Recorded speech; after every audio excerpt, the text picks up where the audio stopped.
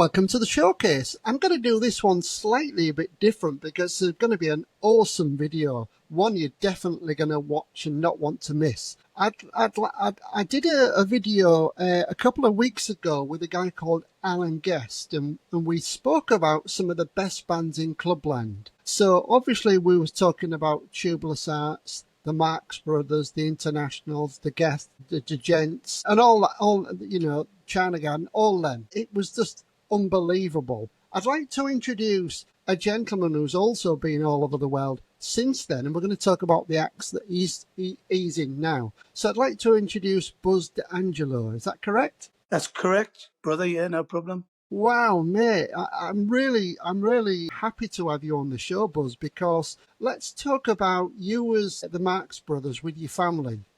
Do you want to tell us how that got started and some of the events that you did in the Marx Brothers? Well, yeah, it's a long time ago. Obviously, we started. But the big break for us was doing like what most bands do, pubs and clubs, and then we got noticed by a guy who ran a club called the Night Out in Birmingham, which was gigantic, 3,000 seater. Anyway, we was asked if we did one night supporting Shiwaddy Waddy, and then as we came off stage, the manager said, We'd like to book you as, full time. So we're doing 6 nights a week, 3 shows a night at the Night Out with Freddie Starr, Glenn Campbell, Rose Royce, as you said, Rose Royce, the Commodores, Paddy Snight and the Pips. So it's like a week, usually a week each act. But we used to play there. So we played there for 2.5 years. That's how we started. And it was a real fast learning curve, working with the likes of Benny King. You're seeing the best of the best. And from there, we went on the road. Then we got a record deal with Career Records, again by accident, and we recorded a single with Hans Zimmer. He was our producer before he was famous, obviously, and then with the Marx Brothers did about another 10 years on the road, doing places like Rooftop Gardens in Wakefield, which was fantastic. It was. Dave Littleboy, I think the manager there, Paul Lamont, I think he's died now. He died a few years ago. But they were brilliant gigs, because we was really young kids in our early 20s, playing to all young kids. Like we did Wednesday, Thursday, Friday, Saturday, Sunday, every night packed out. It was amazing, with no names. It was a brilliant time. And the Frontier Club in Batley, that was another big gig where you do like sort of 5 nights at a time. You see, as an act, you will remember this, Buzz, but a lot of people in the business nowadays don't know now about the business, and how it was so affluent. You could work 7 nights a week. Like you said, you had Frontier Club, Batley Club, Champers in Barrow and Furness, all them huge and then you got clubs. Jumping Jacks, yeah. What's the other place? All over the country. There was one in Leeds, one in everywhere, Sheffield. And I can't for the life of me think what they were called. It was in millions. A big chain. I can't remember. There's so many, Yeah, there were. But Buzz, you was one of the best bands around. You must have earned some coin there, but you invested it in brilliant gear. Your sound was just like a record. It was so good. Yeah. And talented musicians, it was just awesome. What happened to your family? Did they go on to do anything? Well, to be honest, there's only me who still does it now. But occasionally when we do big James Brown gigs, my 2 youngest brothers, Robin and Michael, who both play sax, just join in because it's embedded in us. That's how we got into doing James Brown, through the Marx Brothers, because that was my natural singing voice. Like get on. So from that sound, it was just a natural. Funny thing is, my dad, when he was younger, looked like James Brown, which is really funny. Yeah, that's what we did. They all went into different industries, and what my one brother retired. He did really well in business. He lives in Cornwall now. Chris, the bass player, but we still see each other all the time. But Buzz, didn't you go abroad? Not to live. I've worked abroad non-stop. Really since doing James Brown. That's when it really took off for me, to be honest. Wow, well, we're going to talk about those in order. So, Buzz, let's talk about James Brown. Before we do that, let's watch the video now.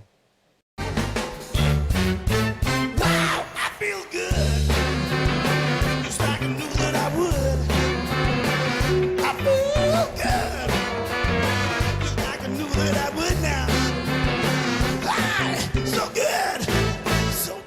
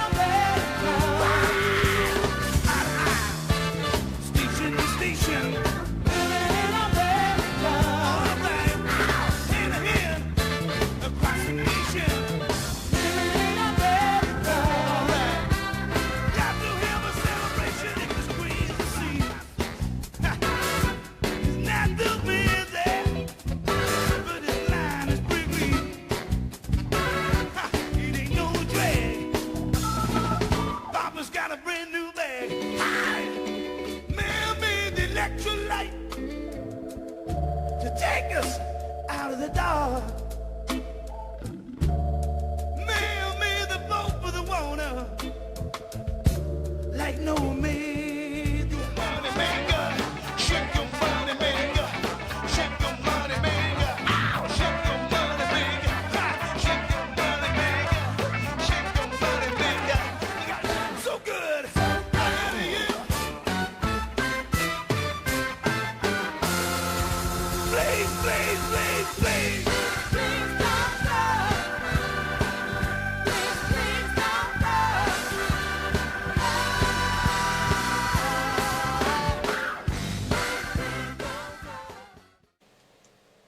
Right, so I hope the viewers enjoyed that. Buzz, tell us all about James Brown and what got you into it and things like that. Well, it was the voice mainly because Yeah. I found to do the voice was really that's my natural way of doing things. It took me years and years to learn how to dance like James Brown. Absolutely years because I didn't realise what I was taking on. Eventually, you just get into it and you do it. But it just opened up the world because it was like the first thing I did when I first started doing it. I didn't want to wear a wig. So I had my own hair styled, but I looked more like Elvis than James Brown. Then I started wearing the proper gear with the wig and everything, and it really took off for me. I was really, sort of amazed. It was fantastic. Even now, I still do James Brown now. I'm doing James Brown next week, next 2 weeks in festivals and stuff like that. What happened was. It just sort of just escalated. Then and the Marx Brothers sort of went a different way. Robin and Michael stayed with the Marx Brothers, and their sons and my nephews joined the band, and I had to leave and do what I was doing. I worked with this Blues Brothers band from Nottingham. I don't know if you know Bill or not, Billy Blues. I You don't might, think so.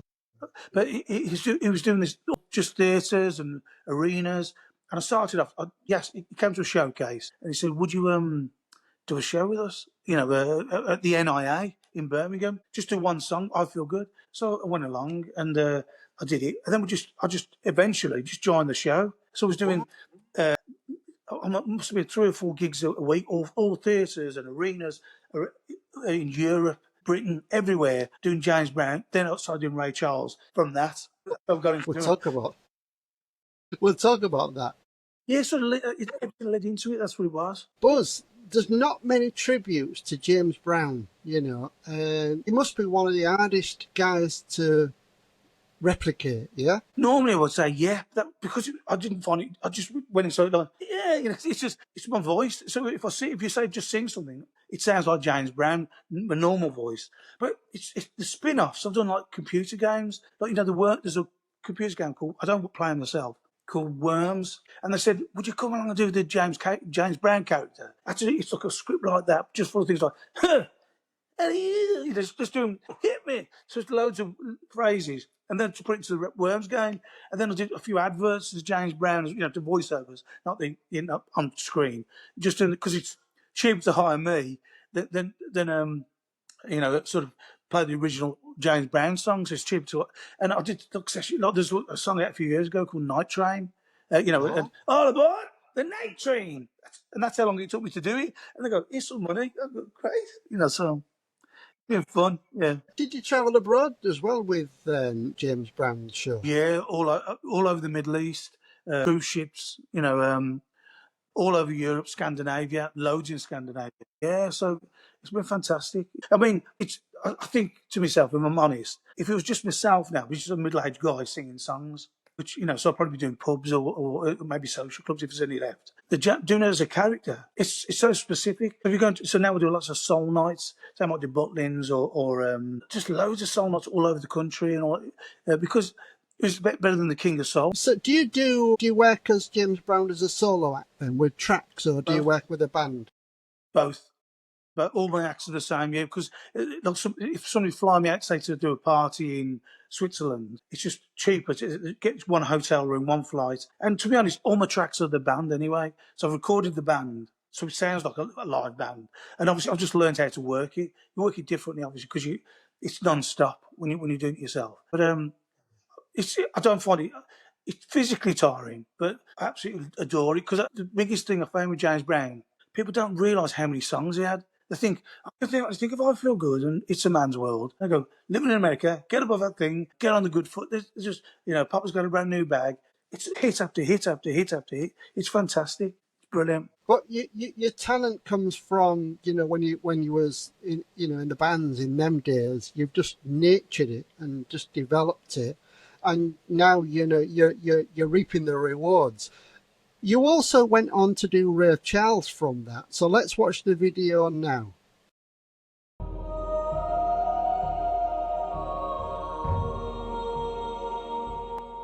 You know the words to this song, and you want to sing along, please don't sing, all right?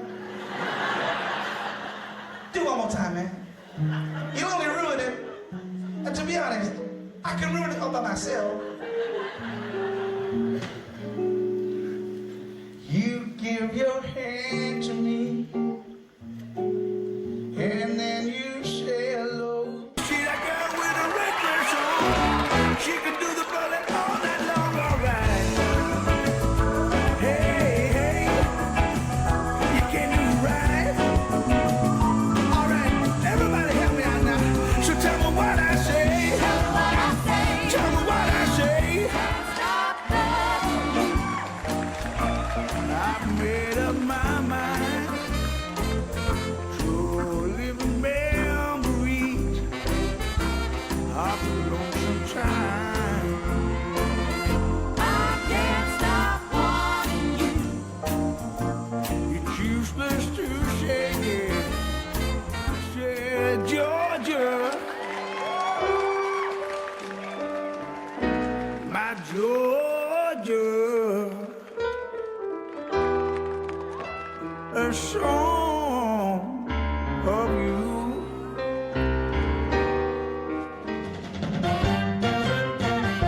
Unchain my heart, baby, let me go. Unchain my heart, 'cause you don't love me no more. And when I call her on the telephone and tell her that I'm all alone, by the time I count from 1 to 4, I hear her. She give me money, man, I'm in need. Yeah, she's a trifling, great indeed. She ain't no gold digger, way over town. She's good to me. Oh yeah. Well, I guess if you say so, I had to pack my things and go. That's right, hit the road, Jack. And don't you come back no more, no more. Okay, so tell us all about the Ray Charles part of things, Buzz. Well, that started with the Blues Brothers show that I said I was in. We was doing a massive festival in London, and they booked a guy from America to come over and do Ray Charles. I was doing James Brown in the show, and he didn't turn up. Panic stations. So I said, could you do? And I knew the songs. I play piano like Ray Charles. When I do Ray Charles, it's totally live piano, and so that's really been difficult. But they said, could you step in? And I did. And if I'm honest, I sounded like James Brown singing Ray Charles. Because I hadn't worked on the voice, so it's like I can't. It just had no sound bearing to Ray Charles. It went down a storm, but it would do because it was in the Blues Brothers show, and people were quite forgiving. And I thought there's something in this, and that opened up a whole different raft of gigs. I've done like art galleries with a double bass and a drummer, and me just playing piano in an art gallery, and people just sitting right next. So I thought, if I didn't learn to play this properly, I could never have done this gig. And it just taught me, even now, when I do a Ray Charles gig, the next one's on Saturday, is I have to study, I have to really play, really play to keep my chops up, if you know what I mean. Because you can't fake it as Ray Charles. But some of the things... So we was talking about, Buzz, your amazing piano playing for when you do Ray Charles. I mean, it's not easy stuff to sing and play like you do. How did you learn to play piano like that? Are you self-taught or did you have lessons? Well, I played piano in the Marx Brothers, going right back. We used to play keyboards, really. And what happened was I had to step in for another guy who didn't turn up doing Ray Charles. I did the show. It wasn't great. And I'm on the piano. I didn't play. And then I just thought there's something in this. And so I just got stuck in, and it's been the hardest thing to Ray Charles is the hardest one out of all the shows I do. Because every note is, the piano playing's really hard, the singing's really hard. It's just so difficult. But I absolutely love doing Ray Charles. And in Europe, Ray Charles is like, if we go to Germany or Bulgaria, France, they absolutely love Ray Charles. It's really more thought out in those countries than it is in the UK. Yeah, I can imagine. Do you actually play the blind man as well? Do you actually put dark glasses on and like do the mannerisms? Yeah, but then and I get led on. But then obviously I do let the cat out of the bag. I'm not really, first thing I say is I'm not really Ray Charles. So but it's that thing because I play gigs to a Russian audience, and I'm playing away, and I've had people come up doing this in front of me. I can't see you, man. It's quite funny. But I think what it is, I'm just trying to be as authentic as I can. So people, I've always found with tribute work, the people who do really well are the ones when they sort of, we all know you're seeing a bloke dress up as, you're not really the person. We all know that. But if you do well, people just buy into it and go along with it if it's authentic. I've done that myself when I've been to Las Vegas and watched the tributes out there. You watch it and then you forget you're watching a tribute artist because they've got all the details right. But then you've got to do that thing where you've got to have a bit of fun and not realise that what you're doing is a bit silly. But it's also, if you can pull it off, it's great.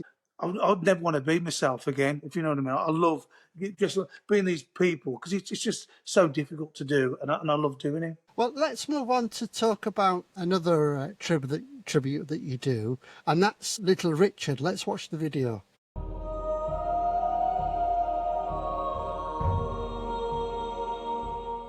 Ladies and gentlemen, if you don't mind hearing my man, bless his little sweetheart. Ladies and gentlemen, Mr. Little Richard. Woke up this morning, the sea was out of sight. I took a breath of fire, but all my lips were tight to the sea. They come back where you belong. I beg you, baby, please don't leave me alone. Come on over, baby, whole lot of shaking going on. Come on over, baby, whole lot of shaking going on. Come on over, there's a whole lot of shaking going on. Wow, yeah. Woo, baby, have some fun tonight. Wow.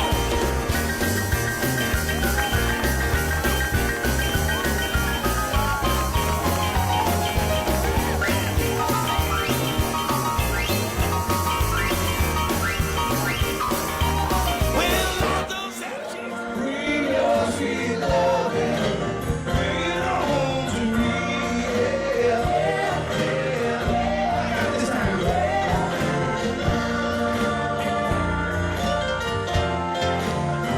Judy Brudy, oh Brudy, Judy Brudy, Judy Brudy, oh Brudy, Judy Brudy, oh Brudy, Judy Brudy, oh Brudy, a bop bop a loop bop a lam bam boom.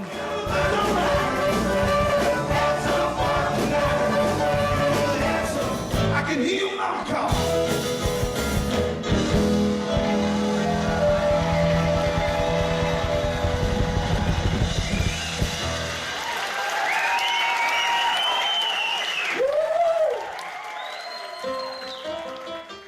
So, Little Richard, I can see the connection with Ray Charles, the piano playing, and kind of like coming together because, you're that kind of guy that likes to play the piano, show off. You've got that showmanship. What made you do Little Richard? I love Little Richard since I was a kid. And really, I thought, I'll do James Brown, I'll do Little Richard.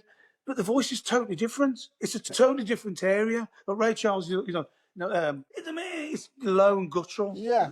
And Little Richard is, woo, it's all high and screechy, and I play it really camp. I mean, I love Little Richard as a person. I loved, but I love the songs. I mean, the piano playing is totally different to Ray Charles. Yeah. Different style of playing. Again, I just absolutely. I'm doing a massive Wincanton race course. Doing Little Richard, not this Saturday, the following Saturday, but I do loads of Little Richard. Rock and roll venues and rock and roll events. It's fantastic. Buzz, rock and roll's easier to play you know, because it's just tonky, tonky, tonky, tonky, you know, than No, Ray it's not. Charles is. No, But it's not. is it? Oh, really? No. I mean, it's demand. The amount I mean, I bash my fingers up like, you know, because sometimes I'm so into it, and my fingers all bruised because, you know, just Well, up and down the keyboard and really, really giving it some stick. No, it's a different vibe. It's so yeah, technically, I suppose look, Ray Charles is much harder because all jazz chords and he always does funny inversions. It's never straightforward, you know. And the bass hand's doing one thing and the left hand's doing something else. But with Little Richard, it's just because it's like doing James Brown screaming, but you know, really screaming, but also the intensity on the piano, and I love all that. You know, it's fantastic. can't believe that you do James Brown, Ray Charles, Little Richard. My God, you're just such a talented man. Let's move on because I want to move on to one of my favourite artists of all times, one of your favourite artists of most times, and I think probably the whole world, and that's Prince. Let's watch the video now.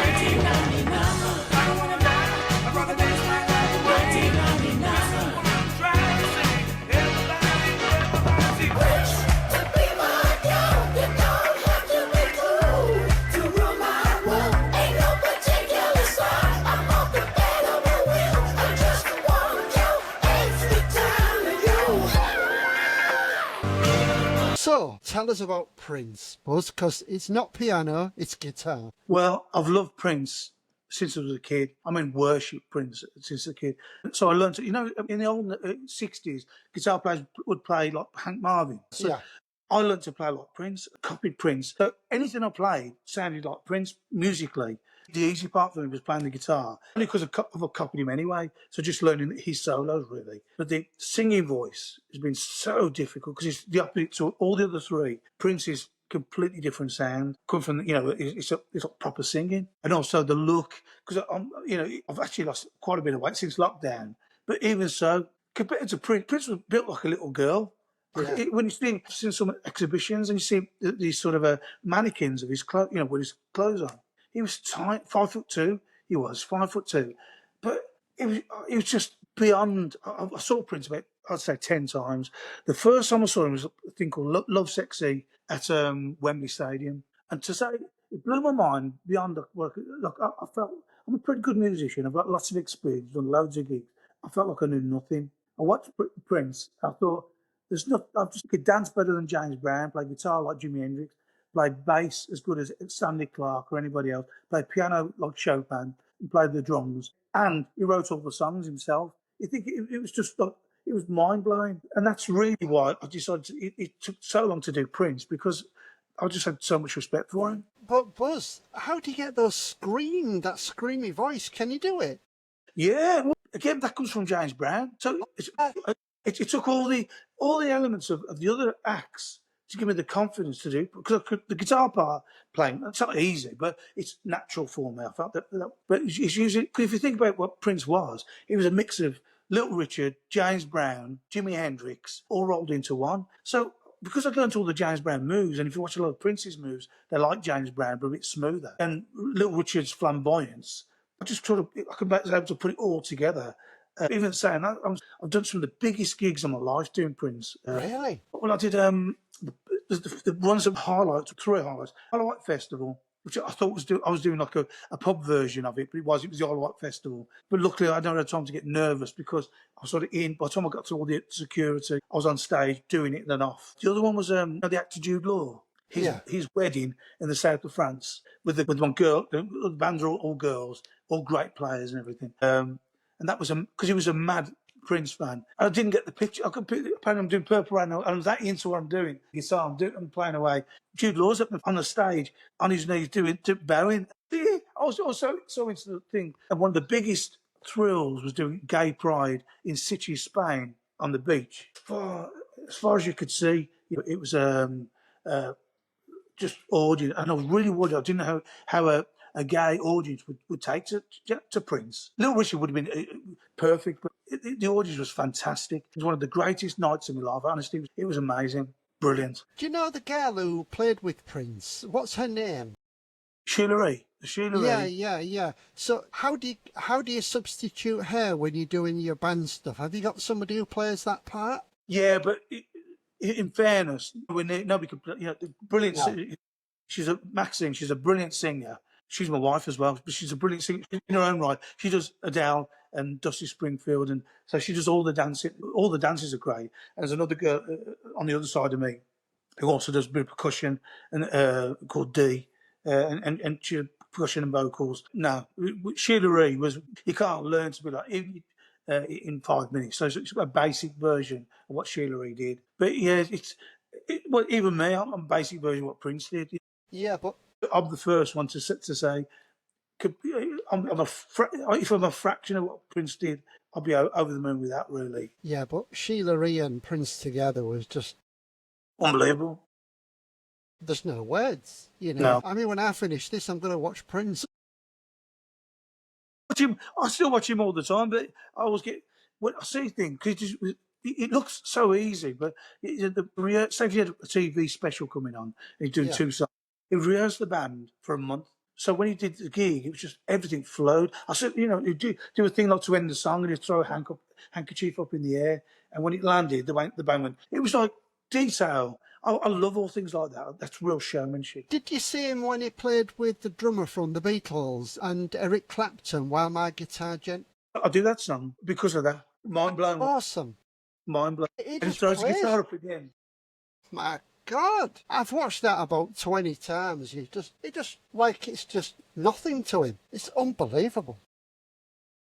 Everything he did was like that. Even in that performance where he does a thing and he leans back. Yeah. Leans back onto a bodyguard, then comes back up. But this is one of my big regrets in life. I was asked to play, Stevie Winwood. Yeah. Played on that concert, the one you're on about. I was asked to do some backup keyboards and backing vocals for Stevie Winwood for a private party, and I didn't do it. And honest to God, it kills me that I didn't do it. There's 2 things that. And I was asked to play at Elton John's birthday party as a little kid. And I couldn't do it because the band booked. It was on doing this massive thing in Newport called Castle Rock inside a castle. And it was been booked in for a year. And I was trying to think, maybe I could hire a helicopter. I couldn't do it. It was just one of the honest. It's just those things you think, oh, why didn't I do it? These things happen. I've spoke to loads of acts about this. You're kind of like busy doing your shows when everybody's having parties and everybody's getting together and getting married. You can't go to them. You miss so many things in your life, but you wouldn't change it for the world, Buzz, would you? No, because it's the thing with our life is that even when it's a crap gig, all of us get crap gigs, when it doesn't go to plan. But even they're funny stories afterwards. So later on in the year, I'm doing a big festival in Bahrain, and then I'm doing a cruise, which might be American cruise. I can't remember now. But all the other acts on, there's loads of us on both the things. All older acts like myself, people have done all the clubs, and we sit there having a drink, and all we talk about is all the bad things, and whatever somebody says, somebody else can top it, because we've all broke down, and journeys that took days to complete, and it's fantastic because we're not sitting there boasting, going, "Yeah, I'll get this money, and I do that," and it's all the things that have gone wrong, and it's fantastic because it's so funny because you think there's only me been through this, but then you suddenly find out. not everybody else has been through it, but worse. Yeah, I know. Buzz, let's go from the negative to the positive. Tell us Yeah, about yeah. your awards. Oh, I've been dead lucky. I've won 8 officially, but I say 6.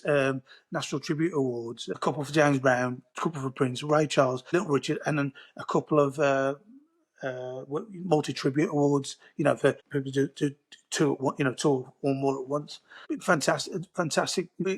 I mean, they've stopped doing them since COVID, actually. So I won them all before COVID.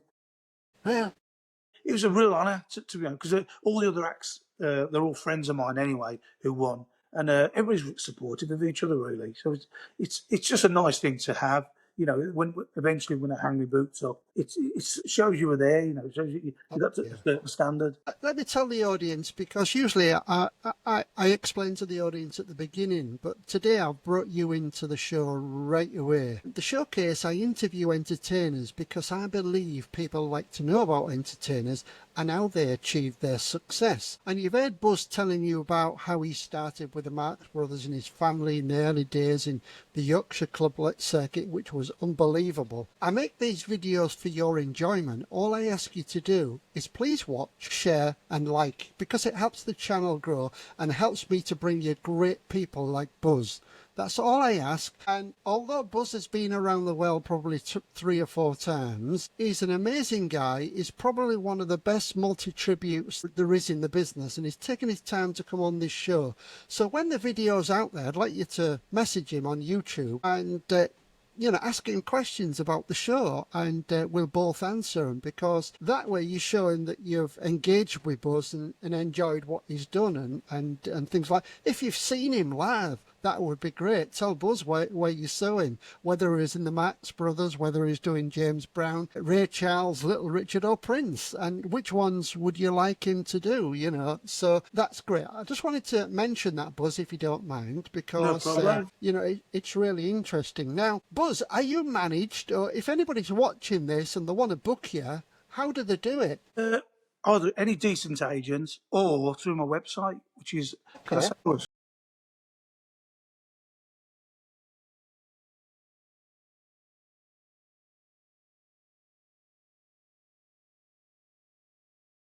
That's easy. Now I can put a link on that. I've got your website open now. Great. And can people get in touch with you on Facebook too? Yeah, I'm on Facebook. Yeah, Buzz D'Angelo. So any reputable agent would book you if they went through, let's say they went through Neil Tomlinson at the Axe Store. I've worked for Neil, yeah. Have you really? Yeah. Because it goes back to your era, that's why. I love Neil. Honestly, he's always been the same. We knew each other obviously when we was kids, the Spennymoor days, and it was sort of rivals, really, but friendly rivals. It was always like that then in them days. Yeah, Neil was the head of the Agents Association for a while. Yeah, well, he is now, isn't he? He's still No, doing I think somebody else has taken over this year. I think he's just stepped down. Yeah, he's a diamond. He's dead straight. He gets me some nice gigs as well. I usually do the place in, I can't think what it's called now. It used to be called the Tropicana. Oh, yeah. For him, Chapel yeah. St Leonard's, yeah. That's the one, yeah. Great gig, fantastic gig. It's unbelievable, massive. I went on tour with Neil as well in Germany when I was with a duo, when he was with the Internationals. And he was always the quiet one, and I don't know if you remember the blonde-haired kid, his keyboard player. What's his name? I can't remember his name. Can you remember? No, I don't. I remember the drummer, and I was just escaping me right now. Jem's one of the guys, isn't he? Jem, that's what I'm on about. Yeah. Oh, okay, right. You know Jem. Yeah, well, only from Spennymoor days. We spent all day together, just sit around talking, playing pool, and just talking about whatever. And then we'd all disappear, go to our gigs, and come back. And I know. there we went. Yeah. Do you remember me? Do you ever met Magic, the band? We did some shows with Magic as well. Oh, did you? Yeah. They was fantastic in the time, Brilliant. weren't they? They were, yeah. Brilliant. And lovely guys as well. Yeah, they were older. really nice. But you had a real professionalism about it. The harmonies, they always had the sound great. We did it was like a booze cruise ferry thing with Magic, and it was brilliant. It was really, good to get to know, and then we sort of got to know more at Spennymoor again. Tell you what, Buzz, they've got some bloody gear, or they did have. Yeah. They were ahead of the time, really, because There was. they were just before us, and yeah, because it was all in those days. It was millions of speakers. It's not like today. All the gear's more compact and light. And they used to put on a really good show, because it was all live. Everything was live, and so what you heard is what you've got 5-part harmonies, and it was when you think even their fallback wouldn't have been amazing. It wouldn't have been in ears in them days, just Yeah, speakers. no. It's brilliant band. Just going back to Neil, I think I'll put his agency details on here as well because Definitely, yeah. Neil's a great guy, and he gave me a bollocking for the video that went up because I'd put on, you'll believe it, Buzz, I'd put on Gutter Band, but there was a rip-off of Neil, and I'll tell you the story after we finish. I don't want to get into it, but yeah, I'll tell you the story. But look, we've been watching Buzz, and you won't probably on here see a miraculous tribute as good as Buzz. You must go to his website. He's got an amazing website. Can individually see each act, each video. All his contacts are on there. You can book him through Neil Tomlinson at the Act Store. Easy to get in touch with. You will not be disappointed if you want to book this man. So once again, I ask you kindly, please watch these videos. Leave a comment for Buzz. Last words for you, Buzz. No, it's just been a play. It's been a ball, to be honest. I'll be really sad when it's all over, because it will be. Because you want to keep it going as long as you can, because I love doing it, and I suppose while I've got the energy and the voice holds out, I just want to keep doing it till I drop, really. And it's not about money. It's about you're doing something. When it goes well, it's the greatest experience. And it doesn't go. I would say if you're lucky, you might get 12, 15 shows a year out of 150, which are fantastic. But that's what makes it work. And we do a lot of Warners, and the Warner sites around the country. Yeah. And they're great gigs for us, older audiences, to be honest. But I just love it. Still go abroad a lot. Maybe 2 cruises a year. I don't want to do any more than that because I did a lot. Me and my wife used to do loads of cruises at one point. And you like in front of you.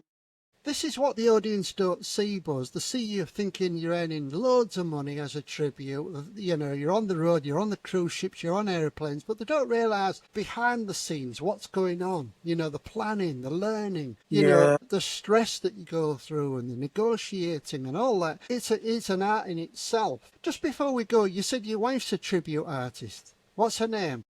Maxine Mazumda, which is my real name. Mazumda's my real name. Okay. She won Stars in the Rise as Lulu, and she went with the real name, Maxine Mazumda. So then we do quite a few shows together, and it just looked terrible, both of us having the same surname. So I changed my surname, so she, because she got there first. And so now she does Adele and Dusty Springfield, and we do quite a lot of shows together. Yeah, that's awesome. Let's do a video with her about the Lulu and Stars in Their Eyes. Will she come on here? I think so. Yeah, I think she would. Yeah. That's great. Well, that's one to look forward to. From me and Buzz at the showcase, what a fantastic day we've had. We did have a bit of technical, gremlins, but I'm sure we get them in every forms of life. But it's how you overcome them that is the most important thing. So thanks for Buzz coming on the show. I really appreciate your time. You're a busy guy, and it means a lot. So thank you. Thank you, Sean. It's been a pleasure. It has. Absolute pleasure. Thank you.